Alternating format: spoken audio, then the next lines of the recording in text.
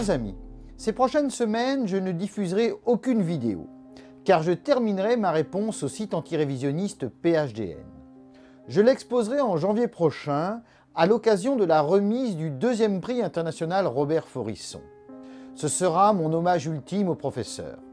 Voilà pourquoi, loin de me décourager, la répression subie m'a toujours renforcé. Il fallait que le système se démasque en organisant la répression. Il faut qu'il se démasque davantage en aggravant cette répression. Ainsi s'explique le fait que depuis 30 ans, je persiste dans la voie du militantisme révisionniste. En provoquant la répression, je contrains le système à se démasquer. Certains me diront qu'au niveau personnel, c'est très cher payé. Au contraire, la vie m'a démontré à quel point servir le bien commun était bénéfique au niveau personnel. À tel point que même un égoïste devrait se dévouer pour une noble cause. C'est ce que le Dalai Lama appelle l'égoïsme intelligent. Si vous vous efforcez d'atténuer vos sentiments égoïstes, la colère, etc., et de développer davantage de bonté et de compassion pour les autres, vous en retirez finalement pour vous-même un plus grand bénéfice que vous n'en obtiendrez autrement. Je dis donc parfois que l'égoïste intelligent devrait pratiquer de cette manière. Les égoïstes stupides pensent sans cesse à eux et le résultat est négatif. Les égoïstes intelligents pensent aux autres, aident les autres autant qu'ils le peuvent, si bien qu'ils en retirent un bienfait pour eux-mêmes. Je me crois altruiste, peut-être ne suis-je qu'un égoïste intelligent. Quoi qu'il en soit, les épreuves endurées dans le combat pour la société m'ont démontré la valeur de ce principe. Ce que j'ai vécu m'a ouvert des horizons insoupçonnés.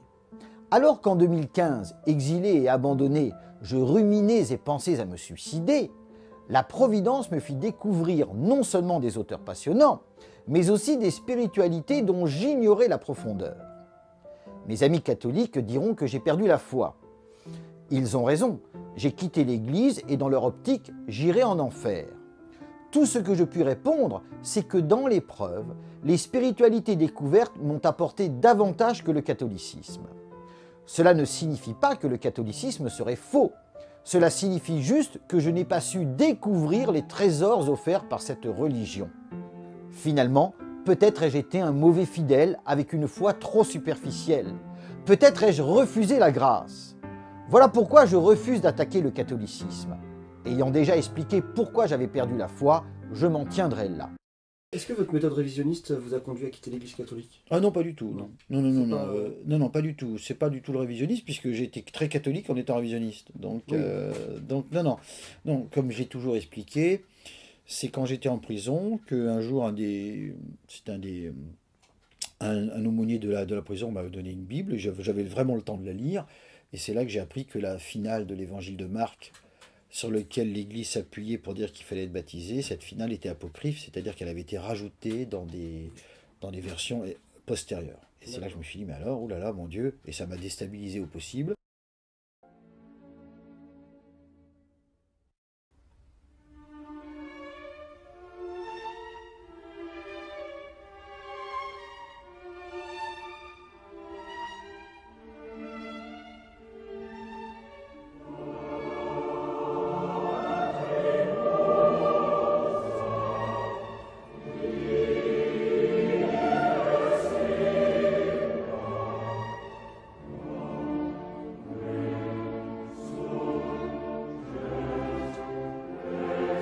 Je m'étais promis en sortant de prison d'enquêter sur cette affaire. J'ai enquêté, j'ai eu la conviction qu'en effet, cette finale, donc celui qui croit et sera baptisé sera sauvé, a été rajouté après, n'était pas dans le marque original. Et donc je me suis dit oula.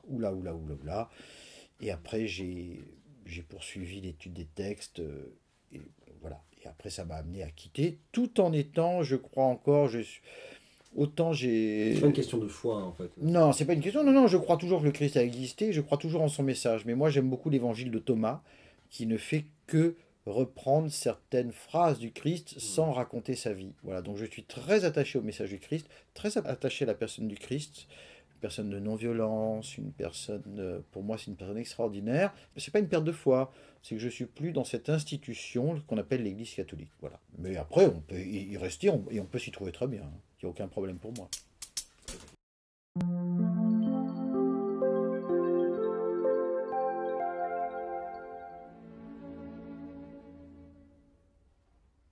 Aujourd'hui, je voudrais vous raconter l'histoire rocambolesque de la redécouverte de l'Évangile selon Thomas, qui est l'un des écrits majeurs de la spiritualité universelle.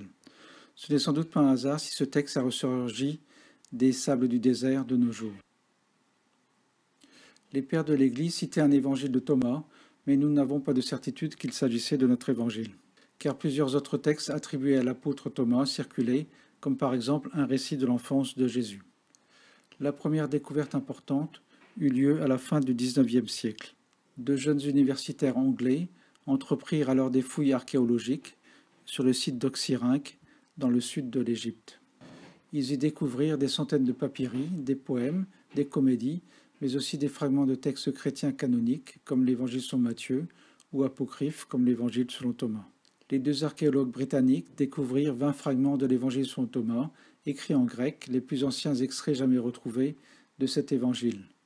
L'histoire en restera là jusqu'en 1945. Cette année-là, à la recherche d'engrais naturels près de Nag Hammadi, dans le sud de l'Égypte, Mohamed Ali Saman déterra une jarre de terre scellée par du goudron. Mohamed Ali, qui s'attendait à y trouver un trésor, fut déçu par le contenu de cette jarre. Selon certains témoignages, un squelette se trouvait près de cette fameuse jarre. À l'intérieur, le paysan découvrit 13 codices. Les codices étaient les livres de l'époque, constitués de feuilles de papyrus reliées entre elles. Il s'agissait probablement de la bibliothèque gnostique du monastère proche de Saint-Pacôme. Ces textes furent cachés au IVe siècle des décrets successifs de l'évêque Athanase d'Alexandrie, ordonnant la destruction des textes chrétiens non canoniques. Sans le savoir, Mohamed Ali venait de faire une découverte exceptionnelle. Entré chez lui, il déposa les manuscrits sur son tas de bois et certains d'entre eux servirent à allumer le feu. C'est pourquoi certains manuscrits, comme l'Évangile selon Philippe, sont incomplets. Inquiet d'une possible enquête de la police, suite à un règlement de compte familial, il vendit les manuscrits qui se retrouvèrent sur le marché noir au Caire. Les papyri attirèrent l'attention des autorités égyptiennes qui en firent l'acquisition. Il se trouve depuis lors au musée copte du Caire. Un des codices, surnommé le Codex Young, fut sorti illégalement d'Égypte. Il est maintenant la propriété de la fondation du même nom de Zurich, qui en fit l'acquisition afin de l'offrir comme cadeau d'anniversaire au psychanalyste Carl Gustav Jung. Malgré toutes ces vicissitudes, l'Évangile selon Thomas, le joyau de la collection de Nag Hammadi, nous est parvenu quasiment intact. Cet évangile est composé de 114 paroles, ou logia de Jésus, écrites en copte, une langue voisine du grec. Certaines paroles ont des parallèles plus ou moins proches dans les évangiles officiels, mais une quarantaine d'entre elles sont totalement inédites. La plupart d'entre elles commencent par « Jésus a dit ». Ce n'est pas une nouvelle biographie du Nazaréen que contient ce texte, mais un itinéraire spirituel en 7 étapes et des conseils pour rencontrer le divin en soi. Je vous incite vivement à le lire, c'est un texte qui a produit un déclic chez beaucoup de gens. Tout ce que je puis dire, c'est que les spiritualités découvertes m'ont beaucoup appris. Entre autres, j'ai acquis la conviction que nous étions les seuls acteurs de notre vie.